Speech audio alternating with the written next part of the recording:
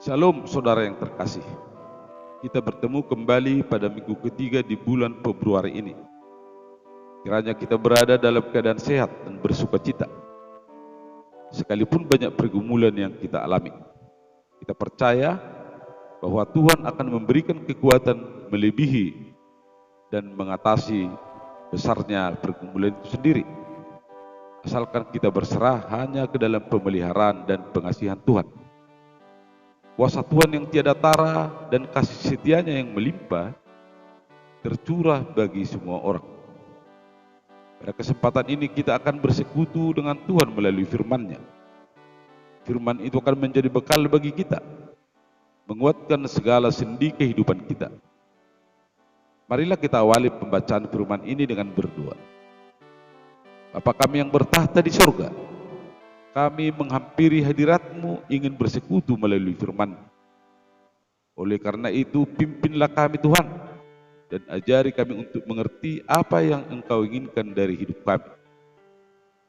Kuatkan kami untuk menjadi pengikut-Mu yang setia, menyadari bahwa salib yang kami pikul adalah bukti ketaatan kami kepadamu. Roh Kuduslah yang memimpin hati dan pikiran kami, dan biarlah kiranya firman ini menguasai seluruh hidup kami dan menguatkan kami, supaya mampu bertahan dalam setiap pergumulan yang kami hadapi. Kami percaya bahwa Engkau adalah Allah yang Maha Kuasa, Allah yang penuh kesetiaan. Itulah sukacita kami dan dasar pengharapan kami. Sempurnakanlah doa kami ini yang kami alaskan hanya di dalam nama anak-Mu Yesus Kristus, Juru Selamat kami. Amin. Bapak, Ibu, dan Saudara sekalian yang terkasih, menjadi pengikut Kristus bukan berarti hidupnya bebas dari persoalan dan dari pergumulan hidup. Sebagaimana Kristus telah memikul salibnya, maka para pengikut Kristus juga harus memikul salib. Satu hal yang harus kita ketahui dan teladani adalah bahwa Kristus memikul salibnya dengan sukarela. Salib Yesus dengan sadar dipikulnya karena Allah menghendakinya. Itulah yang menjadi teladan bagi kita para pengikut Kristus. Harus rela memikul salibnya demi ketaatan kepada Kristus. Apabila pengikut Kristus harus menderita karena kebenaran, maka pada akhirnya akan mendatangkan kebahagiaan, dan itulah kemenangan yang sejati bagi para pengikut Kristus. Di dalam 1 Petrus pasal 4 ayat yang ke-14, firman Tuhan berkata, "Berbahagialah kamu jika kamu dinista karena nama Kristus, sebab roh kemuliaan, yaitu roh Allah, ada padamu." Demikian firman Tuhan. Meninggalkan kehidupan yang lama dan memutuskan untuk memikul salib dan mengikut Kristus adalah pertobatan yang akan memberikan pengharapan kepada manusia, membawa manusia berdamai dengan Allah, dan hanya dengan berdamai dengan Allah lah maka kita akan memperoleh kelepasan dan keselamatan. Perihal pendamaian dengan Allah ini akan kita dengarkan lebih lanjut pada epistel yang menjadi khutbah pada ibadah keluarga atau ibadah pertangyangan pada Minggu Info Kapit. Nats khutbah dipilih dari 1 Petrus 3 ayat 18 sampai dengan ayat yang ke-22 dengan topik minggu, janji dan kuasa Allah. Marilah kita dengarkan bersama-sama. Saya akan membacakannya untuk kita. Judul perikop, menderita dengan sabar. Sebab juga Kristus telah mati sekali untuk segala dosa kita.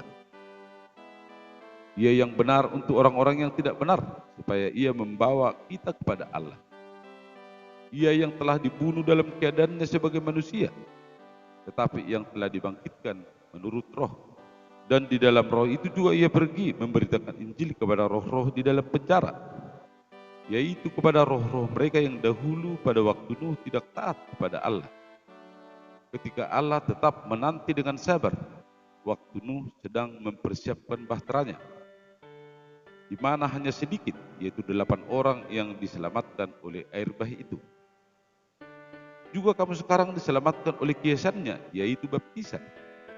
Maksudnya bukan untuk membersihkan kenajisan jasmani, melainkan untuk memohonkan hati nurani yang baik kepada Allah oleh kebangkitan Yesus Kristus, yang duduk di sebelah kanan Allah setelah ia naik ke surga, sesudah segala malaikat, kuasa dan kekuatan ditaklukkan kepadanya. Demikian firman Tuhan. Bapak, Ibu, dan saudara sekalian yang terkasih dalam nama Yesus Kristus. Surat Rasul Petrus ini ditujukan kepada umat pilihan Allah di luar orang Yahudi yang tersebar di Pontus, Galatia, Kapadokia, Asia Kecil, dan Bitinia. Sebagai orang yang sangat minoritas di tengah masyarakat yang masih menyembah berhala, mereka dikucilkan dan bahkan oleh penguasa mereka dianiaya, disiksa, dan dipenjarakan.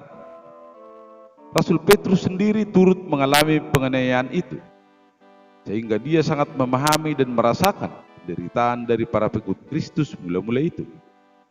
Itulah latar belakang mengapa Rasul Petrus menulis surat ini kepada mereka yang mengalami penderitaan karena iman, supaya mereka memperoleh penghiburan dan kokoh dalam pengharapan, memperoleh kekuatan agar mereka tetap setia kepada Kristus. Pokok pengajaran Rasul Petrus dalam nats ini adalah sebagai berikut. Yang pertama, Yesus Kristus adalah teladan bagi penderitaan yang mereka alami. Yesus Kristus rela berkorban. Dia tersalib sebagai tebusan atas dosa manusia. Betapa sangat berharganya pengorbanan itu. Dia rela menanggung penderitaan atas dosa yang tidak dilakukan. Sesungguhnya pengorbanan itu tidak masuk akal. Namun Yesus menjalaninya dengan sadar dan sukarela. Manusia memperolehnya sebagai anugerah oleh belas kasihan Allah. Hal itulah yang menjadi teladan bagi pengikut Kristus. Tidak ada yang luar biasa ketika mereka harus mengalami penderitaan, turut memikul salib, karena mengikut Kristus yang sudah lebih dahulu tersalib untuk menebus dosa-dosa mereka, meluputkan mereka dari kematian kekal, dan menganugerahkan kehidupan yang kekal. Yang kedua, Yesus Kristus adalah jaminan bagi pengharapan mereka. Yesus Kristus yang disalibkan untuk menebus dosa manusia adalah Yesus yang bangkit dan naik ke surga dan menyediakan tempat untuk hidup yang kekal sampai selama-lamanya. Penebusan hanya berlangsung sekali untuk selamanya, sehingga penderitaan yang mereka alami harus disikapi dengan penuh kesabaran dan melihatnya sebagai ujian iman. Roh Kristus yang membebaskan itu akan menyertai mereka untuk menghadapi penderitaan itu. Menurut Rasul Petrus, menderita karena kebenaran adalah sebuah berkat. Dan yang ketiga, kesabaran Allah yang menyelamatkan. Peristiwa Nuh di kitab Perjanjian Lama menunjukkan betapa Allah menunggu dengan sabar supaya manusia bertobat dari kejahatannya.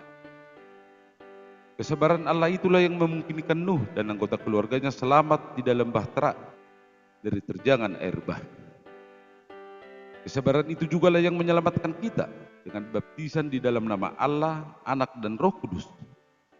Kita dimateraikan sebagai warga kerajaan Allah, mengikut Kristus yang rendah hati dan meneladani kesabaran Allah di dalam menyikapi dan menghadapi penderitaan. Bapak, Ibu, dan saudara yang terkasih dalam nama Yesus Kristus, marilah melihat apa pesan utama dari nats khutbah ini bagi kita sebagai berikut. Yang pertama, bersukacitalah di dalam Tuhan. Setia di jalan Kristus adalah berjalan di lorong yang sempit dan sunyi. Setia di jalan kebenaran sering mendatangkan kesulitan.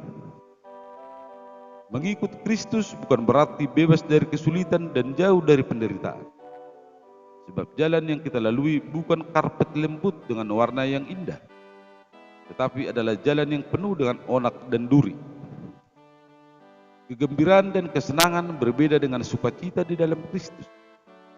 Sebab bersukacita di dalam Kristus adalah kita mendapat kehormatan untuk turut memikul salib, diberi kesempatan untuk membuktikan ketaatan kita kepada Kristus, dan Yesus Kristuslah sumber sukacita yang kekal.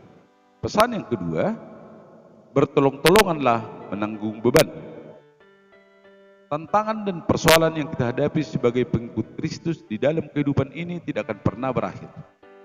Maka kunci utama untuk menghadapi semua pergumulan itu adalah membangun persekutuan dan menghidupi persekutuan itu. Persekutuan itu kan memiliki kekuatan jika terhubung kepada Kristus. Bertolong-tolongan menanggung beban dalam menghadapi setiap kesulitan adalah keharusan bagi para pengikut Kristus. Tidak ada yang namanya Kristen pribadi atau Kristen privat, sebab setiap orang Kristen adalah anggota satu persekutuan, dan itulah gereja.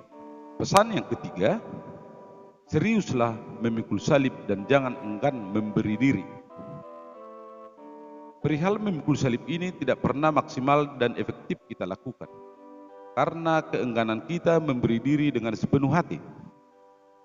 Memang banyak yang dengan senang mempersembahkan sesuatu yang ada padanya untuk Tuhan, dan itu harus kita apresiasi. Tetapi pada umumnya hanya mempersembahkan sebagian kecil saja, tidak sepenuhnya. Sangat tidak sebanding dengan apa yang sudah diberikan oleh Yesus Kristus. Sebab Yesus Kristus memberikan sepenuhnya, seluruh dirinya bagi kita. Di sisi lain, banyak juga yang bersedia mengikuti Yesus, rela berkorban dengan tulus. Tetapi setelah mengkalkulasi apa yang harus dibayar sebagai konsekuensi untuk memikul salib, mereka pun mundur pelan-pelan.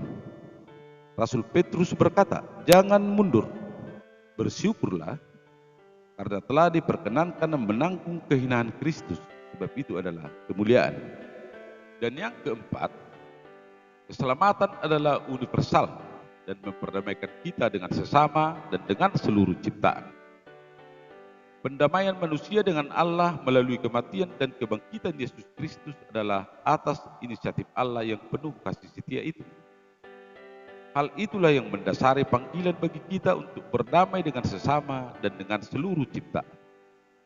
Oleh karena itu, kita harus memberitakan Injil ke seluruh dunia, mendorong kita untuk memiliki solidaritas terhadap sesama, dan mengharuskan kita sebagai Kristen yang inklusif. Kuasa Allah akan memampukan kita untuk melakukannya, dan kesetiaan Allah akan janjinya adalah jaminan bagi pengharapan kita. Bapak, Ibu, dan Saudara sekalian yang terkasih dalam nama Yesus Kristus, maka marilah melakukan ibadah keluarga atau ibadah pertangyangan dengan sukacita. Kita sambutlah Allah yang telah memanggil kita, dan kiranya Tuhan memberkati kita. Amin.